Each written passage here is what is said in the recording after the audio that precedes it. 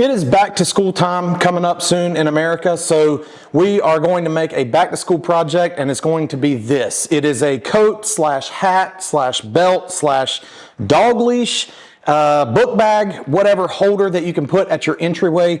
I made all of this out of scrap pieces of wood, but even if you had to go buy wood, it's really not that expensive. It's all construction grade lumber, and I'm going to show you how to make it here. You can get detailed step-by-step plans for this project if you would like. I will make those available via a link in the description. Let's go.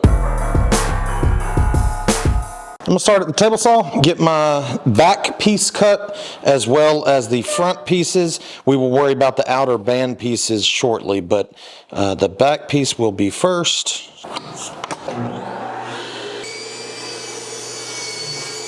And then reset the fence to the width of the center pieces.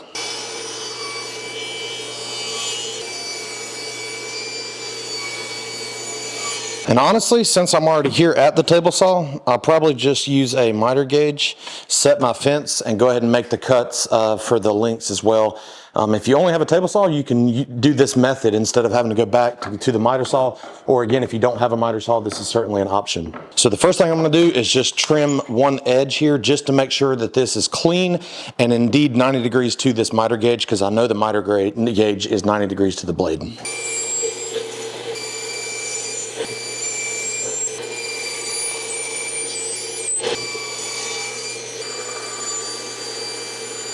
Hey, I almost forgot. While I'm here, I'm also going to cut down our 2x4s to length and width as well.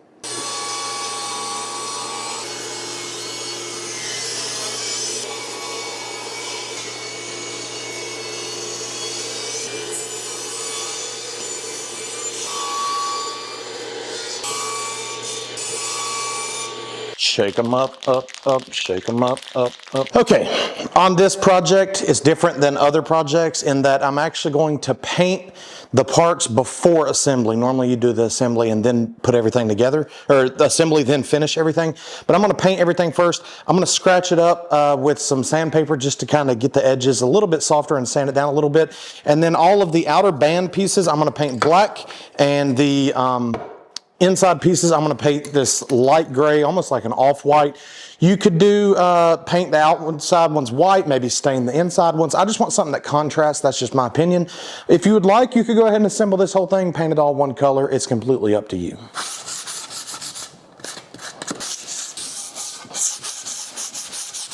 And on these black pieces, the outer band pieces, I am going to need all the sides painted. So I'll paint as much as I can right now, let it dry, flip it over, and then paint the other sides.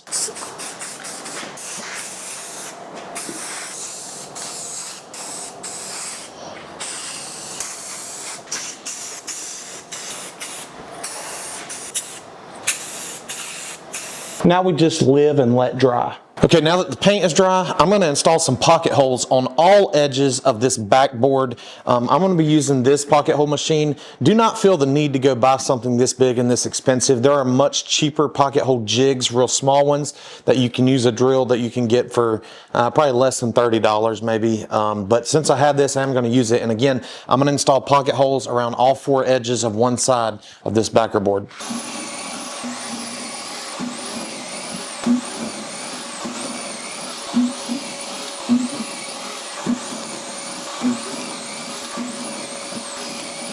Okay, so now that the paint's dry, we can set our black pieces aside, and our center pieces here, the lighter colored ones that I painted, we're going to use those and attach them to the backer board. But in order to do this, so the pocket holes are going to be the back of the backer board, and then the painted faces will be the front. If we line all these up, they should fit perfectly and flush on all edges with our backer board here. So once these are all lined up, I'm going to apply a little bit of glue. We're going to be gluing these together. I'm going to apply a little bit of glue, and then I'm going to use a brad nailer and nail through the back side so that you don't see any nail holes on the front. So of course we'll just do one at a time. Put some glue on the back of one of these, get it lined up on here, and I'm just going to put this up. As long as you're using a flat surface, everything should line up perfectly, and then nail through. Repeat this process. Put some glue on here, glue on the back of another piece, get that lined up.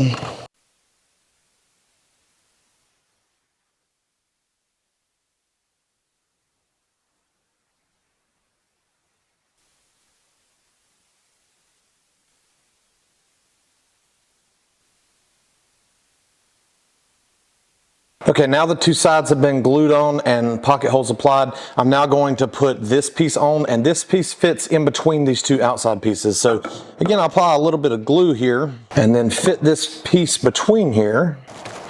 And then I'm going to use gravity to my advantage and turn this upside down, get everything lined up, and then install some pocket holes on the back into that recently installed black piece that we just put in place.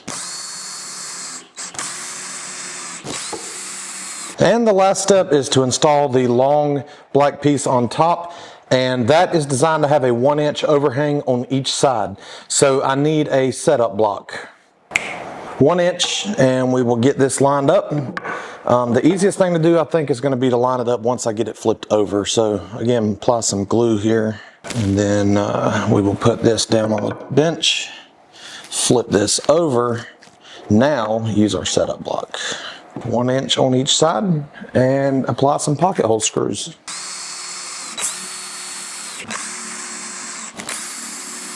And up till now on this, and after that step, the project should look something like this. If you would like an extra layer of protection, another safety net, you could pre-drill through the top piece and through the side pieces into the adjacent pieces and install some longer screws through there if you would like to.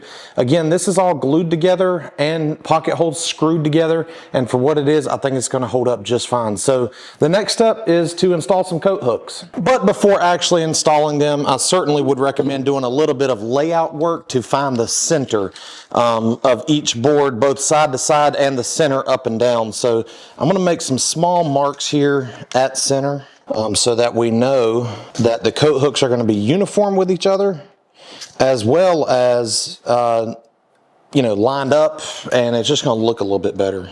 Now, I would certainly recommend some bigger coat hooks than this, but this is what I have on hand.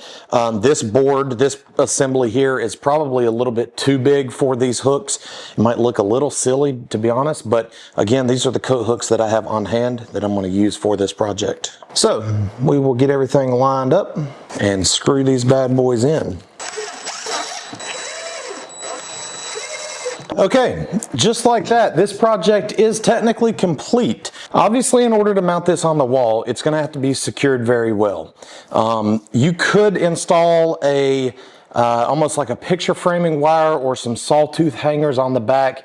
However, I don't think that's the best, since you're going to be having hats or book bags or jackets or whatever hanging on these. I think it would be best to either pre-drill through the top piece and just get a long screw, or just pre-drill some pilot holes here, or two if you want to hit 2 studs.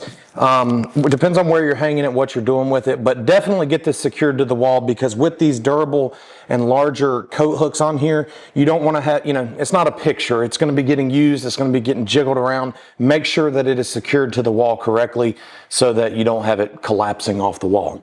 Anyways, this project was super simple to make. I hope you enjoyed it. Be sure to hit the like button. Leave a comment down below. Everybody always likes to comment on my videos, all the bad things that I do wrong. But hey, if you feel like being nice and being a good person, I read those comments too. So anyways, thanks for watching. Take care.